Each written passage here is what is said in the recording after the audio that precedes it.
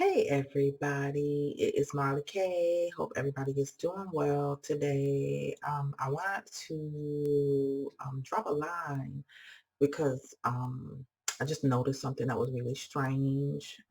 In addition to the fact that it is political season for us, so I want to talk to you today about reparations. I'm a reparationist. I'm pro reparations all day, every day for free men. ADOS, foundational Black Americans, um, African Americans whose parents came here on a boat against their will, and their descendants for that. And not that I'm not opposed to other people getting reparations for other issues that concern other ethnic or racial groups for discrimination or whatever, but just not included with us. So that's what I'm going to speak to today. And I want to make that clear. I'm not trying to do oppression Olympics. But I just focus on, Black African American people. I'm Southern from South Carolina, born and raised, family still there. Although, a lot of people, migrated north. When they get old, they come back home. And, my great grandfather was a sharecropper. His family um, came from Mississippi. They were all um, descendants of slaves. My grandmother's people were from the Low Country in Charleston. I think my grandmother's people were Gullah Geechee.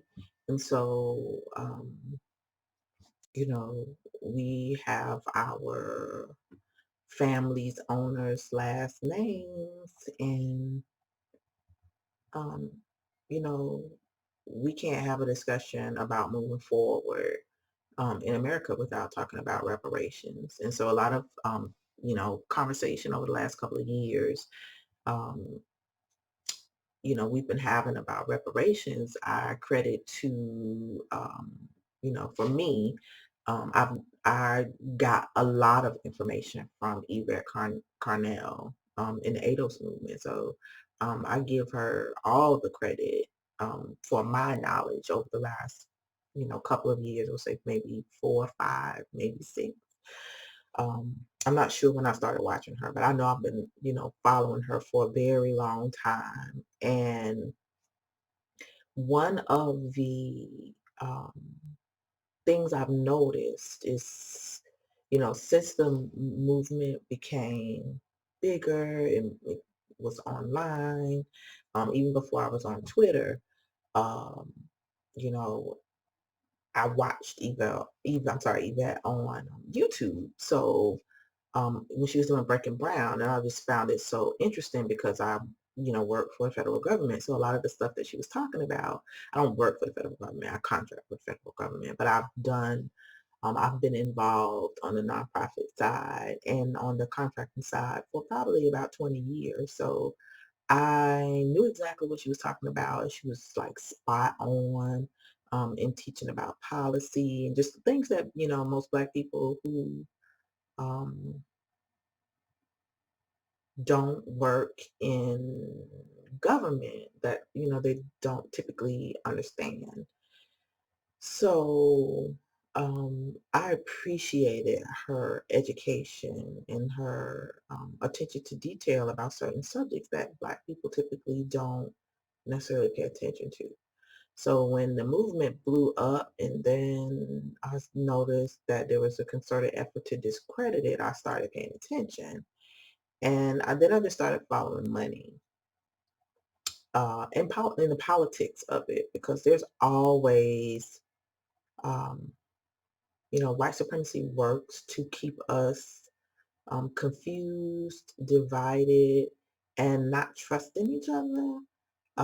And so I just watched that happen in 2020, 2019, 2020, when everybody's trying to get us to vote and get Trump out of office. And, prior to, we were having conversations about reparations and HR 40, and then figuring out it was BS to study and all the hoops that, Congress was making us jump through.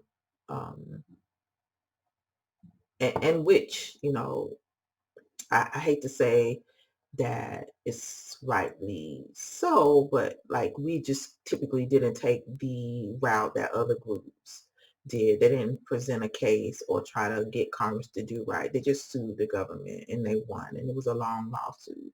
So, with that, uh, I really didn't have any expectations if they would have moved forward with the study. I knew they weren't gonna do anything because that's just what they do. The goal is to not do anything for ADOS or Foundational Black Americans. And so, as time has gone on and the smear of ADOS and Foundational Black Americans didn't work, um, and the reparations conversation uh, are still lively and vibrant, and people are not afraid to talk about it because, at one point, and I'll admit, even myself, I was just like, they ain't gonna never give us any money. They're never gonna do anything for us, and I'm not going to even bother wasting my time about it. But as I got older, I was like, why should we not get something for all the discrimination and all the stuff that we've been through, not just slavery, but you know, um, just employment discrimination, being underpaid for work. Um, our kids, I have sons and I had to like literally police them through the entire K through 12 experience in public schools because every time I turn around, somebody want to label them with something. They want to put them in a slow class. They want to mistreat them.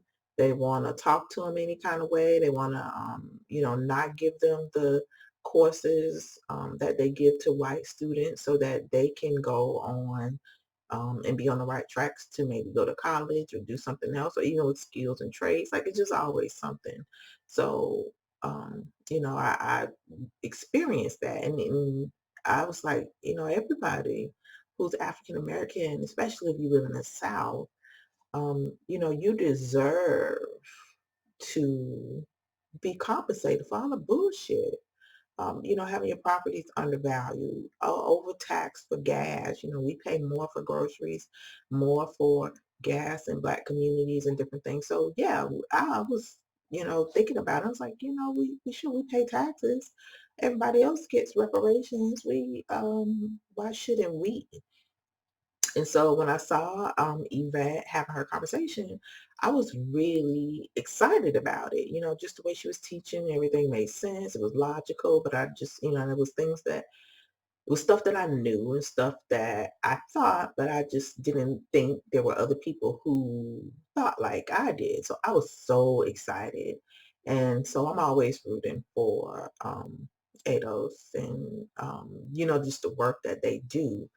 And I'm not involved as much because I still work, but also because, my gift or talent is to follow money and follow the trails of people who are trying to, either get at us or discourage us. And so, recently there have been a lot of people starting to talk about reparations that are not Black. Everybody want reparations now. And nobody wants to be Black until they think it's something in it for them. And then it's we all Black. Everybody's the same. No, we all might be Black because that's what colonialism says we are, but everybody comes from somewhere. Everybody has a different lineage. And most people are proud of their heritage and lineage and culture, and they don't necessarily want to be associated with the parts of our lineage that means that you have to be at the bottom of the social hierarchy.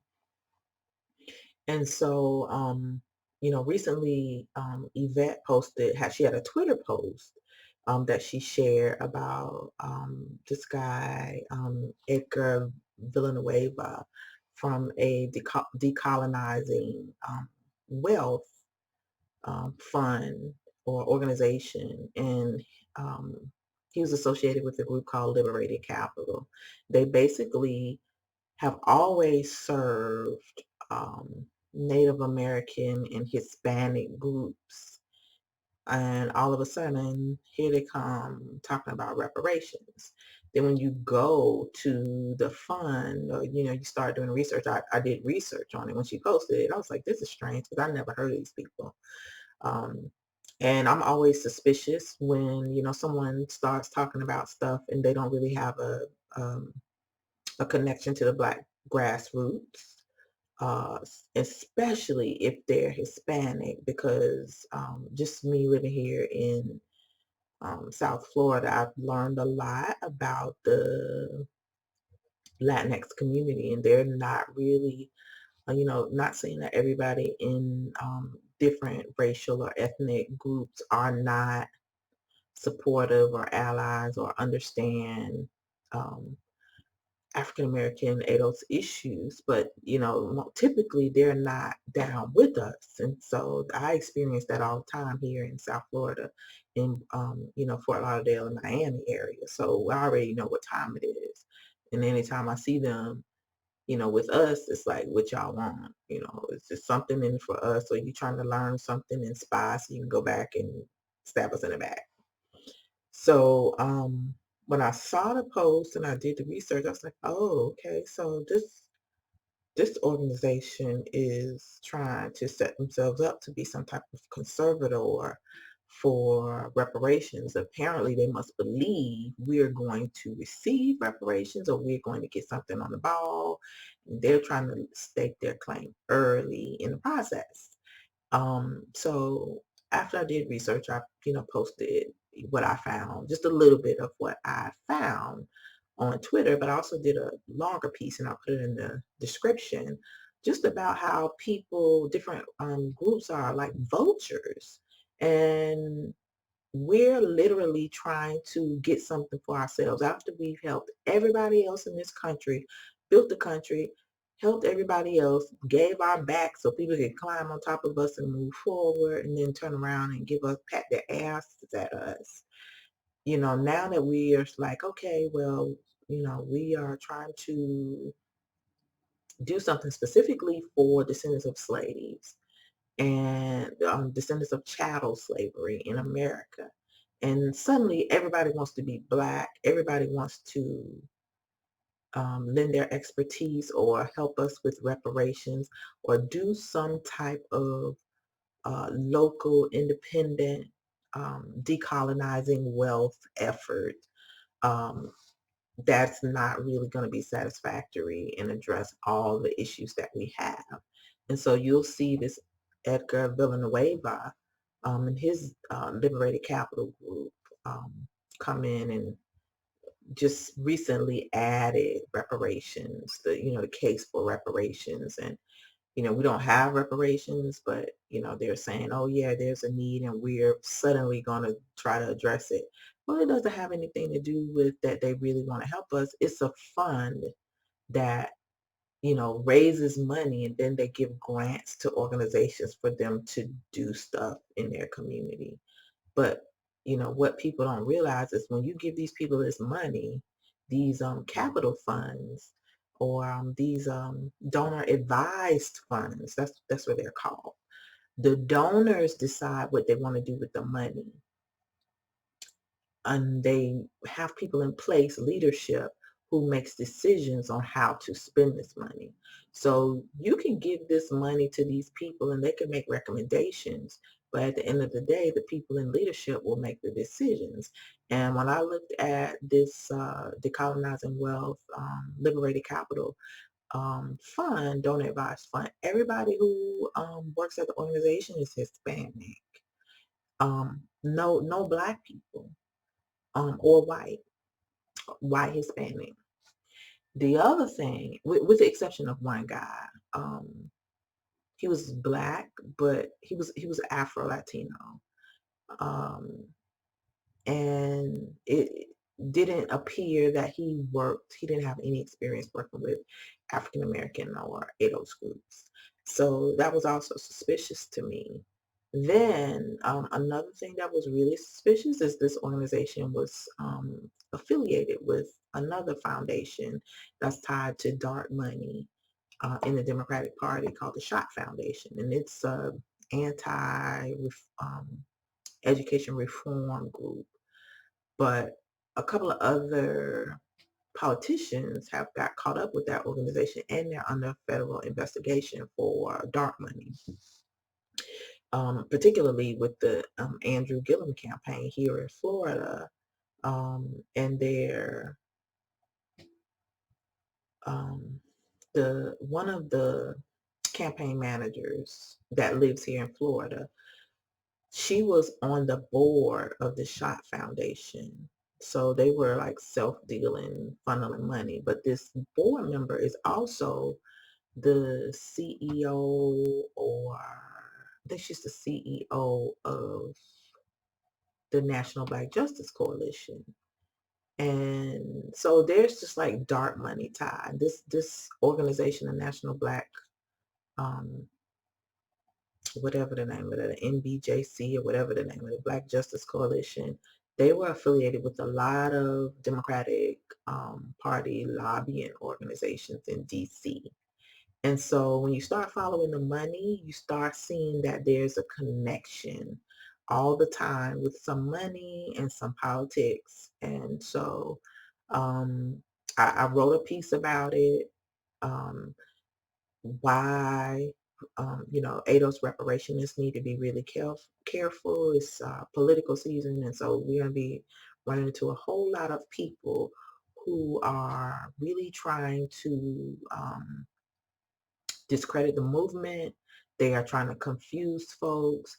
People are suddenly coming in and want to offer help, and we need to be like stiff arming um, you know receivers running for the goal line. Like, no, we don't, get off us. Nope, get off. Nope, get off. If they haven't been grassroots down with us from the beginning, then no, you should not accept new help, especially from people who have conflicting interest or competing interests. And, without going into detail, we understand what is happening. America is going through this transition, and the grandfathers are getting in position to assume power or um, work hand in hand or in tandem with white supremacy. And so everybody is gunning for us. Like, we're the resistance to America, white people running everything. And so they got people out here running interference, and everybody that approaches ADOS is not our friend. They're not trying to be helpful, even if they're Black. Um, you know, we have to vet everybody in every organization, because when you start allowing people to speak, and when you stop um, paying attention to what's happening politically, and you get so involved in what you're doing and not really paying attention to what other groups are doing, before you know it, your movement is co-opted. It's just like Black Lives Matter. Black Lives Matter started with Trayvon Martin, and some of the other Black men and women who were killed, Sandra Bland, and next thing you know, it was about women and trans people and trans rights and trans lives matter and Black trans this and children and families, but everything about except for the people that the movement actually started by. And then the next thing you know, money is going to all those organizations, or to one organization, and not to the grassroots, because that's just how politics works. And people don't take the time to look to make sure that their dollars are being used appropriately by people that they trust. They just kind of see something and, oh, I feel, they're caught up in their emotions at the time, and they just don't really pay attention to who's running the organization, who's the leadership, what's their backgrounds, how do they come to be, when did they come to be. And so, in a piece I just talk about vetting everybody, ADOS, Black people, Foundation of Black Americans. You should vet everybody. Right now, we're in a time where specificity matters, where disaggregating matters because we're fighting for something specifically for us, and we should not feel guilty about it.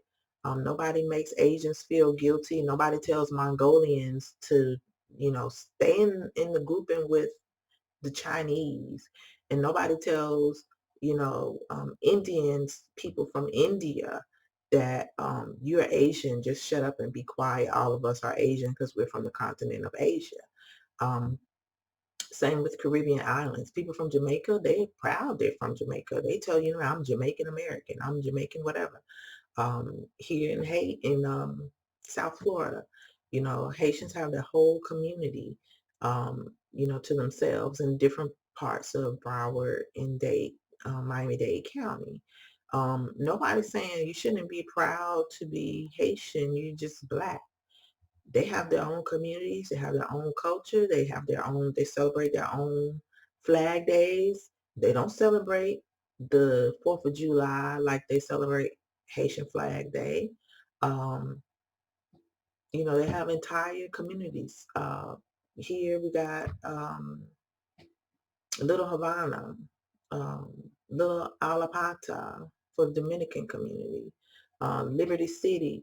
Like, people have their own communities. They have their right to have their own communities. They celebrate their own culture. They have their right to celebrate their own culture. They celebrate their heritage and their lineages, and that's okay. We are not complaining about that. But when we, African American ADOS, try to do so, then it's a problem. And it's a problem because people are jealous. And then that's when you really start looking at why are they jealous? Because they do their thing. They have their flags on their social media profiles. They celebrate their culture. They celebrate their heritage. They have no problem differentiating themselves from us when they want to be different, when it's beneficial to them. But when they need to be black, African American, and if there's some benefit to being a minority, then they come back and want to be black. But it's to no benefit, to us, because we end up helping everybody except for ourselves when we do that. So not to say that we have to separate ourselves completely, because the diaspora, we do need to get on one accord, but we're not on one accord now because too many people are um, plotting with white supremacy and plotting against us. So it's kind of almost impossible at this point. There are too many people not on code when it comes to fighting the same battles that we're fighting. So I just want to warn um, or advise ADOS to just be mindful. We got 2 years to go. We're in a political cycle. We got 2022 election coming up. So you can see a lot of people trying to discredit pro-Black ADOS candidates, especially candidates with reparations on the platform. To look for ADOS to be discredited again, Foundation of Black Americans. So be mindful of your social media behavior, I guess, if that's the right thing to say. But just make sure your conversations are about substance. Question everything, but try to avoid using slogans and acronyms that can be co-opted by your opposition, which is white supremacist politicians who just do white people shit. It's white people and some of us, it's not just white people, but it's also, a lot of Black people will argue you down and tell you, oh yeah, we're all together. But then, you look at their profile and they got something other than the American flag in the profile. Or, you start investigating and asking questions, you find out, oh, you're from so and so you're really offended because you're excluded and you're not, your interests are your own and it's not for collective. Or making sure that we're okay, African American freedmen, so that we can move forward and we all are okay. and, help us fight so then we can help you fight. Jamaica is fighting for reparations. They didn't include us in their reparations, petitions to Great Britain. They're just like African Americans. I'm sorry, they're petitioning for Jamaicans wherever they are, all across the globe. Jamaican descendants of slavery. They didn't have nothing to do with African Americans. They don't have nothing to do with us. They didn't include us. They didn't, and no African American is saying, hey, wait a minute, y'all left us out. We Black too. We need to be included in y'all's reparations. We're not doing that. Only immigrants do that shit. And I just don't understand. I understand why, because they don't know how to fight.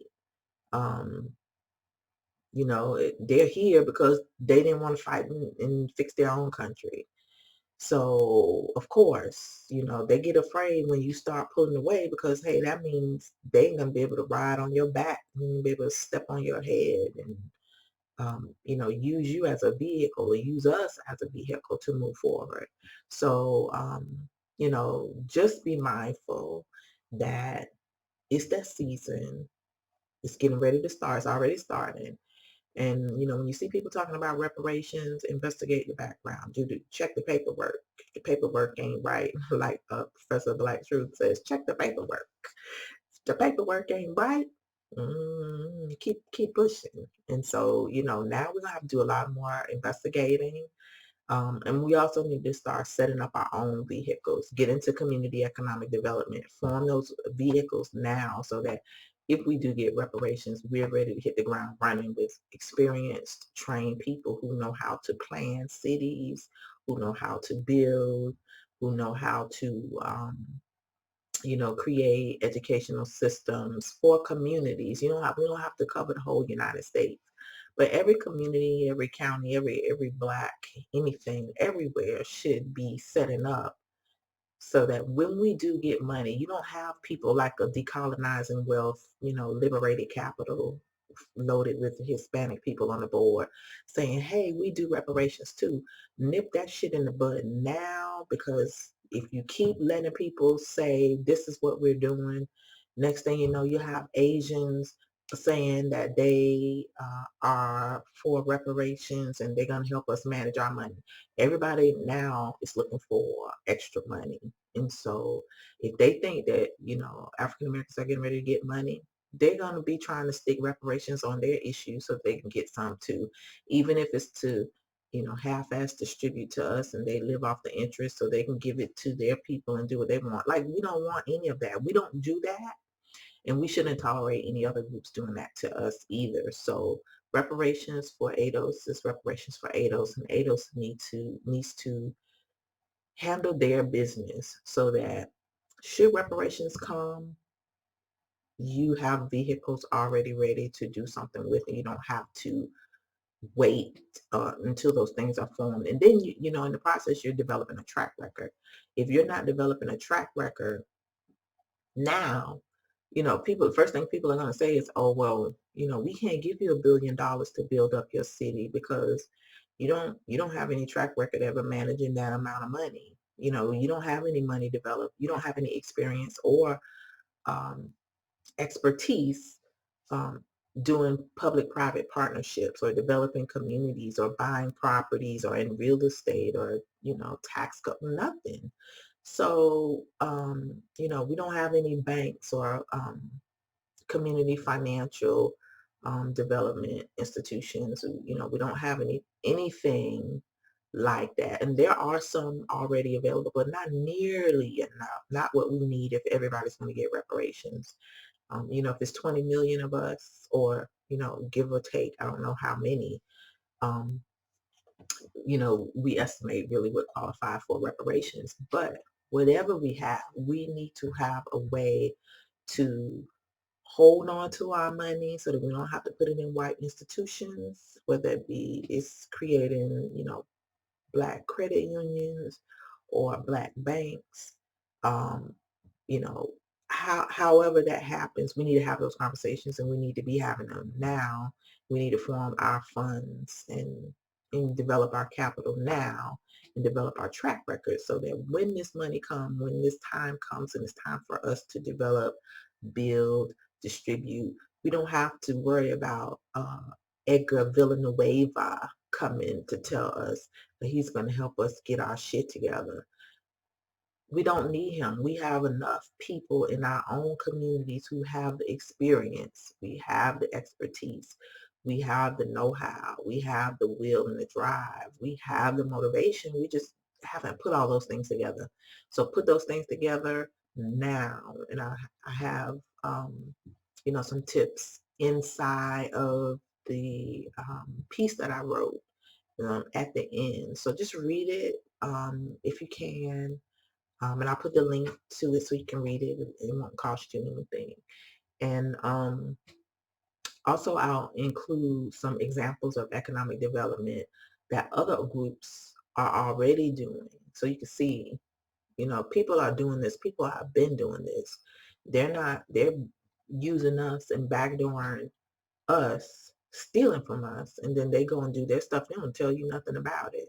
So, it's time for Black people to get hip and figure out what is happening, making sure that, we have our ducks in a row and that we are vetting everybody. Everybody needs to be vetted. What's your track record? Have you been working for the people? Have you been speaking out? Have you been riding with us? Are you grassroots or are you opposition? In sheep's clothing. So vet everything. If you see something new, set notifications on your computer, on your devices when something comes out about reparations. Filter that shit. If it's coming from people who don't look like us, filter that shit. See who the opposition is, because it may be controlled opposition. Follow the money. Money tells everything you need to know.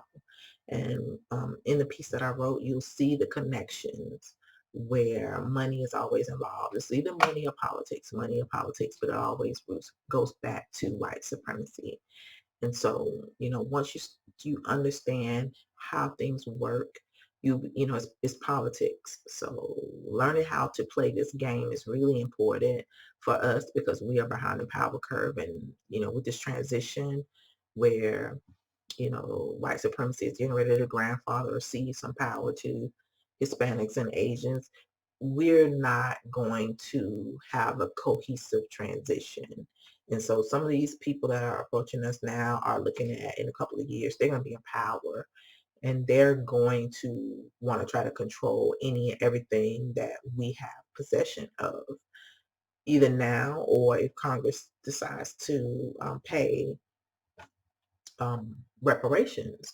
They want to have a hand in it because it's a way to control us. So, use your heads, be suspicious, vet everybody. I don't care if they're Black, I don't care if they're white, I don't care if they're, immigrant and they're saying reparations, reparations. Where you been? Have you been speaking for us? Have you, do you have real grassroots connections with ADOS? If not, you know, be suspicious and start following the money. So that is all that I really have on the subject. Thank you for watching so much. I really appreciate my followers. I thank you all. Share this with people who are reparationists and who are, grassroots activists so that they'll be um, on point and ready for the next 2 years, 3 years with this political season getting ready to kick off, or it's already kicked off. So you'll see the nonsense, you'll hear the nonsense, but anything tied to reparations and not through grassroots, just be suspicious of. So don't forget to like the video, share the video, and subscribe to the channel if you like this type of content, because this is what I do. I like to teach and put people up on game. We don't have time to play games with, white supremacy. We are about to help ourselves into extinction. And, that's this for this particular issue, especially for reparations, we need specificity. And I'm all for that because the waters are muddy and in order for us to be successful, we need to be clear that this is an issue we cannot compromise on. So I want to thank you all again. Don't forget to like the video and share it so that other people who are trying to figure out, what's right and what's wrong, they actually can understand, what is happening right now, why we are seeing what we're seeing. Thank you very much, and y'all have a good day.